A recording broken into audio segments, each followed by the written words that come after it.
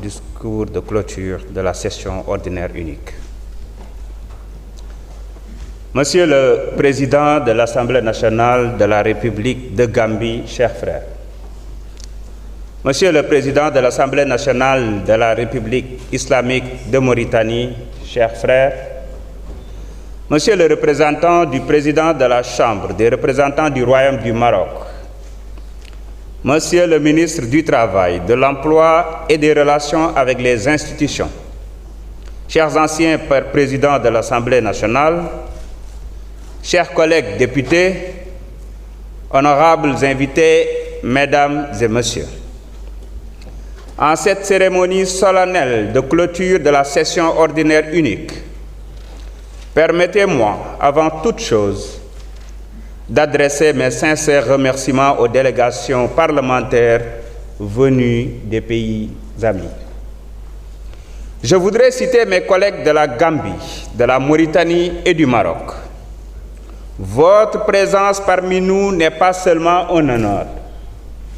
Elle incarne une solidarité parlementaire active et témoigne avec force de la vitalité de la diplomatie parlementaire dans la construction de démocraties solides, coopérantes et résilientes. Je tiens également à rendre un hommage appuyé à l'ensemble de mes collègues députés de notre institution parlementaire. À vous, chers collègues, je dis merci pour votre engagement constant, pour votre esprit de responsabilité, votre sens du sacrifice et votre fidélité au mandat que vous a confié le vaillant peuple sénégalais. J'adresse aussi mes remerciements sincères aux agents de l'administration parlementaire et aux membres de mon cabinet. Dans l'ombre, mais avec un professionnalisme remarquable, ils ont soutenu la dynamique de réforme que nous avons engagée avec détermination. Je tiens également à rendre un vibrant hommage à tous mes prédécesseurs qui ont contribué activement à la vitalité démocratique de notre pays depuis son accession à l'indépendance. Mesdames, Messieurs, chers collègues, honorables invités, cette session a été marquée par un engagement collectif remarquable face à des défis considérables. Dès l'installation de la 15e législature, le 2 décembre 2024, nous avons dû faire face à une urgence institutionnelle, à savoir le vote du budget 2025 dans des délais extrêmement serrés. Grâce à la mobilisation exemplaire des commissions, à la rigueur du bureau et à votre disponibilité et assiduité constante, nous avons relevé ce défi avec succès. Ce vote, effectué dans le respect strict du calendrier légal, est le fruit d'un Parlement mobilisé, responsable et conscient de son rôle. Mesdames et Messieurs, chers collègues, honorables invités, cette performance ponctuelle n'aurait de sens que si elle s'inscrit dans une dynamique durable portée par un cadre juridique adapté. Nous avons très vite identifié l'obsolescence de nos textes internes, dont le règlement intérieur, le règlement administratif, le règlement financier, le statut du personnel, devenus de véritables entraves à notre efficacité, je dirais même à notre efficience. Le règlement administratif et le statut du personnel maintenaient notre administration dans une insécurité juridique incompatible avec les standards d'une institution moderne. Le règlement financier, quant à lui, datait de 1963. Il n'était plus conforme aux exigences de bonne gouvernance. Sa réforme était donc indispensable. Avec vos contributions, ces textes ont été revus. Nous avons désormais une base solide pour une action institutionnelle efficiente et responsable. Mesdames et Messieurs, chers collègues, honorables invités, le référendum de 2016 a élargi notre mission à l'évaluation des politiques publiques. Pourtant, 8 ans plus tard, cette mission restait inopérante. À ce sujet, nous avons constitué un comité pluraliste composé de la majorité, de l'opposition, des non-inscrits, de la société civile et d'universitaires. Ce groupe de travail a produit un rapport de grande qualité disponible aujourd'hui sur vos tables. Ce document est aussi l'objet d'un ouvrage de référence que j'ai personnellement accepté de préfacer. Nous avons également réactivé 2 commissions restées inactives depuis plus de 30 ans. La commission de la comptabilité et du contrôle budgétaire, désormais saisie pour la première fois d'un rapport trimestriel conforme à notre règlement. La commission des délégations, désormais en charge du suivi rigoureux de l'application des lois. Ces avancées concrètes consacrent un Parlement plus exigeant, plus transparent et plus redevable. Mesdames et messieurs, chers collègues, honorables invités, nous partagions tous le constat d'un gaspillage documentaire insoutenable et d'une inefficacité dans l'exploitation des documents. À chaque session budgétaire, selon notre questeur qui a eu le temps de peser, en tout cas, les sacs qui nous ont été livrés, ce sont plus de 18 kg de papier par député qui étaient imprimés, sans oublier tous les projets de loi reçus durant la session, avec un impact environnemental, financier et organisationnel significatif.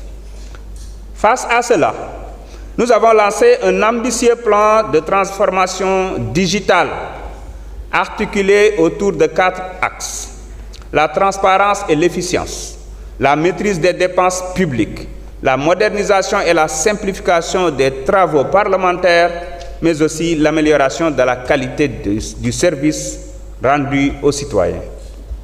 Dans cette même logique, chaque commission a été invitée à produire un plan de travail annuel avec des objectifs clairs et mesurables. Ce document, aujourd'hui disponible, constitue une innovation majeure dans notre histoire parlementaire. Désormais, la plénière, seule détentrice du pouvoir d'appréciation, évaluera périodiquement les performances des commissions. Cette culture de la redevabilité nous engage tous, à commencer par moi-même, président de l'Assemblée nationale. Pour accompagner cette exigence, des moyens adéquats doivent être garantis à chaque député, dans le respect de leur indépendance, à l'abri des pressions, de lobbies ou de groupes d'intérêt. À ce titre, un projet de tournée parlementaire intitulé « Le Parlement chez vous » est actuellement à l'étude au sein du Bureau et de la Conférence des présidents. Cette initiative prévoit une tournée dans les 14 régions du pays, qui sera sanctionnée par un rapport consolidé remis à l'exécutif en vue d'une meilleure prise en compte des préoccupations des populations lors de la prochaine session budgétaire. Je précise qu'il ne s'agit nullement d'une remise en question des vacances parlementaires des députés, mais plutôt un engagement supplémentaire au service du peuple. Mesdames, Messieurs, chers collègues, honorables invités, nous avons franchi un autre cap avec l'intégration de la chaîne parlementaire dans notre nouveau règlement intérieur. Je dois vous dire que la chaîne parlementaire n'est pas encore lancée, mais elle est en train d'émettre, et il y a même un canal au niveau de la TNT. Elle ne sera pas un média de plus, mais un outil pédagogique, un levier de transparence et un pont entre le citoyen et l'Assemblée qui le représente. Les réformes engagées s'inscrivent dans un cadre plus large, inspiré par la volonté de transformation du président de la République, son Excellence Bassirou Diomaye Diakhar Faye. Notre Assemblée adhère pleinement à cette vision de rupture, de modernisation et de renforcement de la responsabilité publique. Elle en est un acteur actif. Dans cette dynamique de transformation, je tiens à remercier le Premier ministre Ousmane Sonko pour la qualité de la collaboration entre notre Parlement et son gouvernement, représenté ici par Monsieur le ministre du Travail, de l'Emploi et des Relations avec les institutions. Une collaboration fondée sur le respect des prérogatives de chaque institution, mais également sur une volonté partagée de servir l'intérêt général. Les échanges soutenus, la disponibilité des ministres lors des séances de questions, ainsi que leur engagement à accompagner nos réformes, illustrent cette relation constructive et républicaine. C'est ensemble, dans une synergie responsable, que nous parviendrons à consolider notre démocratie et à répondre aux aspirations légitimes du peuple sénégalais. Mesdames et messieurs, chers collègues, honorables invités, notre institution ne peut se plier sur elle-même, ne peut se replier sur elle-même. Elle est ancrée dans une dynamique régionale, continentale et internationale. Dans un monde marqué par l'instabilité géopolitique, les tensions sociales, les enjeux climatiques et les mutations économiques, nos parlements ont une mission collective, à savoir défendre la démocratie, renforcer l'état de droit, bâtir une intégration africaine souveraine et une ouverture au reste du monde. La résilience climatique, la sécurité régionale, la transition numérique et la souveraineté économique ne peuvent être abordées isolément. C'est dans l'échange, la coopération et l'harmonisation des cadres juridiques que nous construirons une Afrique plus forte, plus solidaire et plus respectée dans un monde qui bouge. C'est dans cet esprit que nous renforcerons nos liens avec les autres assemblées nationales, ainsi qu'avec les institutions régionales telles que la CEDEAO, l'UEMOA, le Parlement panafricain et celles internationales comme l'Assemblée parlementaire de la francophonie, l'Union internationale parlementaire, l'Union internationale parlementaire, l'Union des parlements des États membres de l'OCI, entre autres. Chers collègues, nous avons engagé une transformation profonde, une assemblée plus moderne, plus responsable, plus proche du peuple. Le chantier est immense, mais le cap est clair. La volonté est ferme et l'engagement est collectif. Ensemble, poursuivons cette marche résolue vers une démocratie plus exemplaire. Vive l'Assemblée nationale, vive la République. Je vous remercie de votre aimable attention.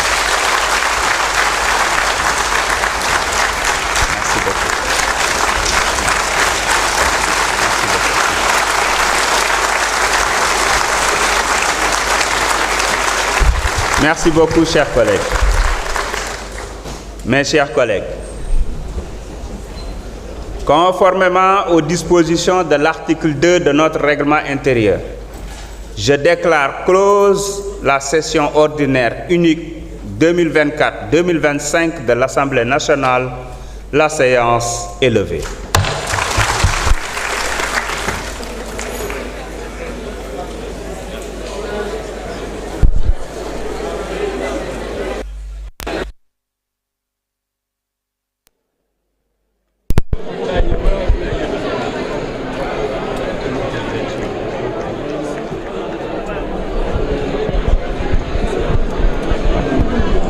Wow.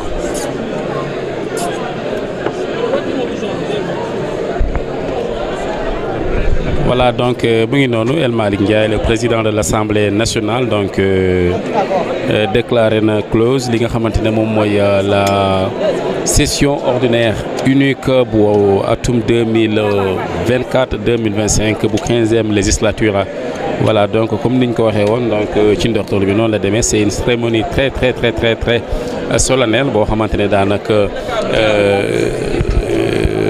trois invités ñom ñoo ci amone comme ni leen ko waxé won, donc à travers donc la le site d'information sénégal7.com. Donc il s'agit donc du président de l'Assemblée nationale donc de la Gambie, Fabakary Tombong Jatta, bi nga xamantene danaka jël na discours bu gudd donc en anglais waxaat donc ci li nga xamantene mom moy les relations entre les deux pays, le Sénégal et la Gambie, magnifié ko bu baax a baax joxe ci ay gages ay garanties par rapport donc à la poursuite donc de ces relations là entre donc les deux pays voisins.